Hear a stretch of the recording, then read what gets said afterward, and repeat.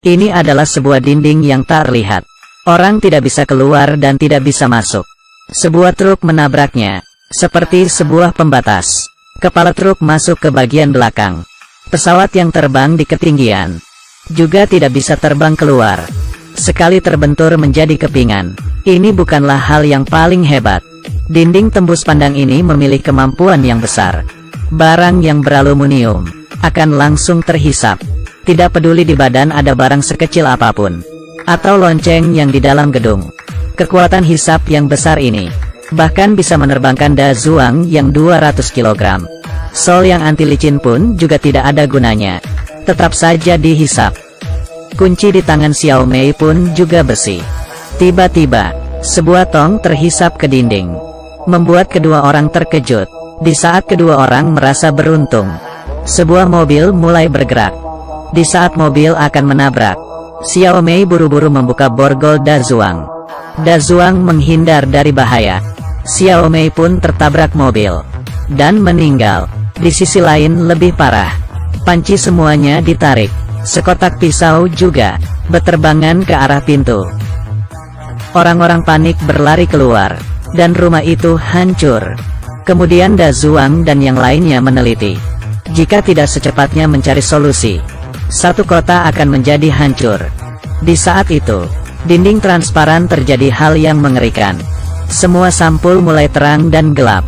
Tidak berhentinya memunculkan suara. Ercu yang mendengar langsung pingsan. Orang di luar juga sama. Satu demi satu pingsan. Yang aneh adalah, hanya Da Zhuang dan beberapa orang yang tidak pingsan. Apa dia mempunyai suatu hubungan dengan dinding transparan? Orang-orang yang mendengar suara pingsan. Suara seperti ini berkelanjutan selama 2 menit. Selain Da Zhuang dan beberapa orang, sisanya pingsan. Ya ampun, sebenarnya apa yang terjadi? Xiao Shuai menangis di samping anaknya.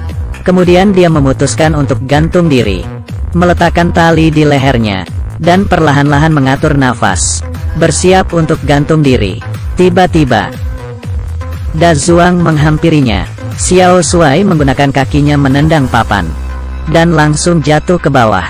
Untungnya wanita ini memutuskan tali dan menolongnya.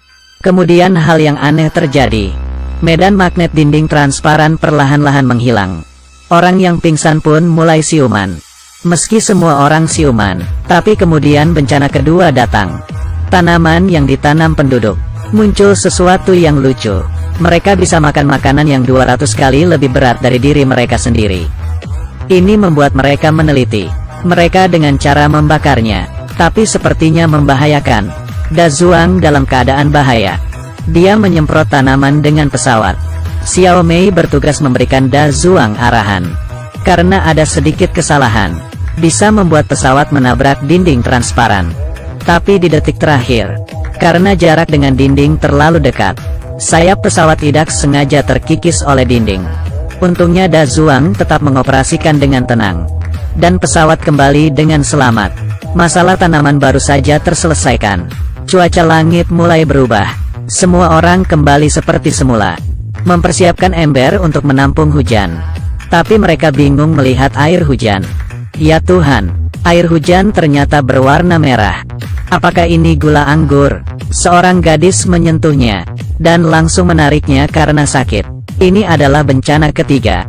Setelah Xiao Mei meneliti, hal ini disebabkan oleh alga. Kemudian Da Zhuang dengannya menyetir mobil ke sumber air, lalu menyiram obat ke air tersebut. Menyiram selama sejam. Air hujan yang berwarna merah perlahan kembali normal. Dengan cepat masuk ke bencana keempat. Dinding transparan mengubah musim di dalamnya. Semuanya mulai menjadi es. Beberapa anak muda yang penasaran berjalan ke sana. Dan salah satu pria menyentuhkan tangannya ke dinding. Dan area yang dia sentuh memancarkan cahaya biru. Dia bisa merasakan dinding itu sedang bergerak ke bawah. Tapi di saat dia ingin menarik kembali tangannya, baru sadar tangannya terlengket. Melihat tangannya ikut terus bergerak ke bawah. Yang lainnya sekuat tenaga menariknya. Dan akhirnya tangannya terlepas. Ya ampun, kalau terlambat selangkah saja, tangan kanannya yang berharga mungkin saja sudah tidak ada. Tidak lama kemudian, setelah dinding memunculkan suara lagi, akhirnya berhenti bergerak. Beberapa orang meletakkan tangannya di dinding. merasakan fenomena aneh. Tiba-tiba, kemudian dinding mulai menyusut dengan cepat, dan tanah terbelah. Kemudian mereka di dalam hutan, menemukan lubang sedalam 50 meter. Beberapa orang mengikat tali, dan sampai di dasar lubang. Ini adalah lubang yang terbentuk alami. Tapi karena getaran yang tidak berhenti, mereka lebih baik kembali ke atas. Melihat sekitar lingkungan semakin parah, dan tidak berhentinya menyusut, lubang di depan mata adalah satu-satunya kesempatan mereka keluar. Jadi Da Zuang memanggil seluruh penduduk untuk membagi kelompok, dan bersiap-siap untuk turun ke bawah mencari jalan keluar bersama-sama. Karena tinggal di sini, pasti akan mati. Semua orang demi bertahan hidup, tanpa ragu masuk ke dalam lubang yang dalam. Mereka berjalan dengan rapi, hati-hati melangkah melalui celah-celah. Tak lama berjalan, di dalam dinding dipenuhi kupu-kupu. Seperti di dalam mimpi, semua orang yang melihat pun terbengong. Setelah kupu-kupu dikagetkan, semuanya berterbangan, dan yang tertinggal di depan mereka bukanlah jalan keluar, tapi dinding yang ditutupi oleh batu. Ketika semua orang bingung, Da Zuang mengulurkan tangan kanannya di atas dinding batu. Lalu muncul cahaya biru. Dinding mulai retak dan terbuka. Hidup terlalu lama di dalam dinding transparan.